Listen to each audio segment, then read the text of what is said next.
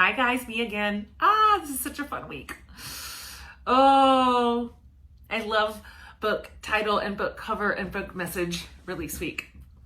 I've been working on this for so long for you, so I want to tell you how much your comments meant to me yesterday, not just as I sort of rolled out the original overarching idea behind this new book coming out in April, but specifically the excerpt I read last night about our bodies, and then your comments were, whoo! I mean, they took me out. Do you hear what I'm saying to you? Like, out. I boo-hooed through them. I read every single one of them, every last one. Thank you for jumping in and saying yes to this and yes to this message and me too and let's do this together. I just went to bed like absolutely floored by you yet again. So I told you yesterday, the first word of the title was fierce. I told you this morning, if you happen to pop on socials, that the second word of the title is free. Free. Oh my gosh, my dream for freedom is so intense. For your freedom in every aspect of your life. Just free in your soul, free in your identity, free in your calling, in your relationships, in your convictions and faith. Free women just change the world. Do you know what I mean? It's so important that we're not hamstrung and we're not lying and we're not faking, and we're not pretending, and we're not just appeasing and pleasing all the time. We're just set free in our own lives.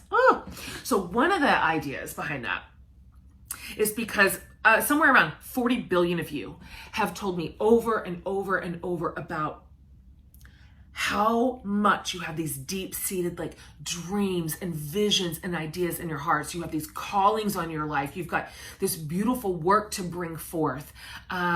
You want to put your hand to something important. Maybe it's like a huge career change. Maybe it's a huge risk. Maybe it's just a huge life change somewhere else. But man, oh man, are the women in this community dreaming big dreams.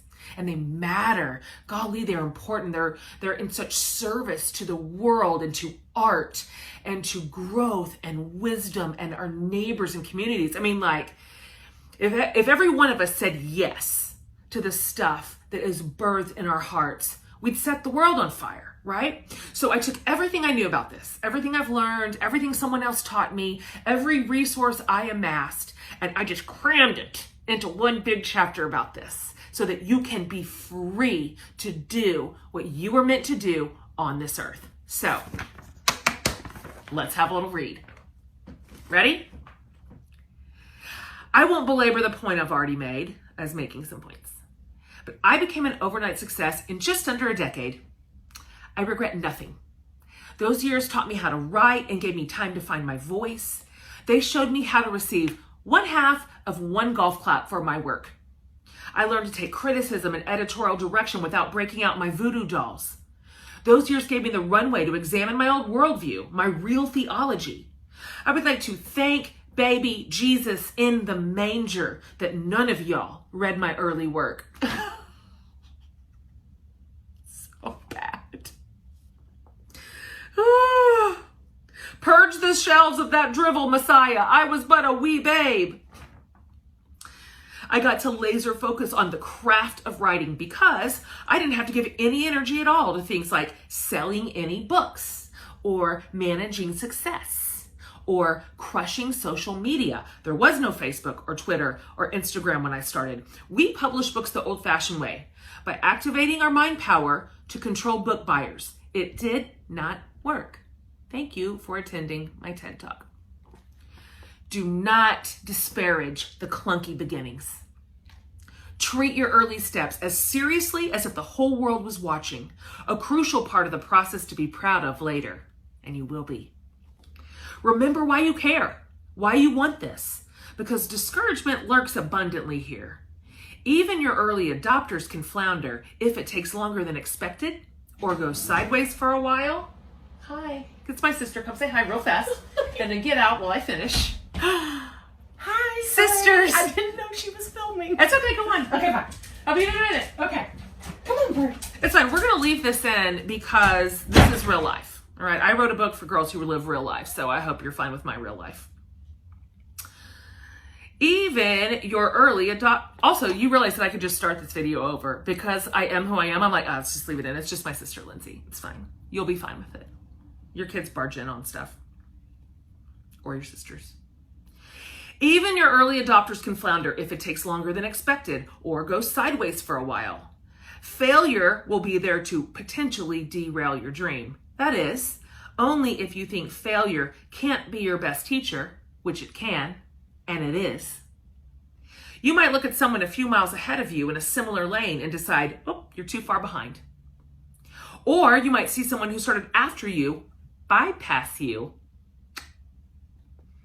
and despair and jealousy seeps in. This is a pile of garbage. Don't fall for it. There is enough, enough, enough. There is enough business for all, creativity for all, big ideas for all, innovation for all. No one is stealing from anybody. Just put your head down and do your work. Listen, we need your work. We need it. The world needs it, and you alone can do it. All right? So I cannot wait to grab you by the hand and help you say yes to that thing. Help you say all the way in to that thing. Because you are free to do it. Free to chase it. Free to dream it. Tomorrow, I bring you the third word of the title and another read aloud tomorrow night. And then Thursday, I give you the whole thing.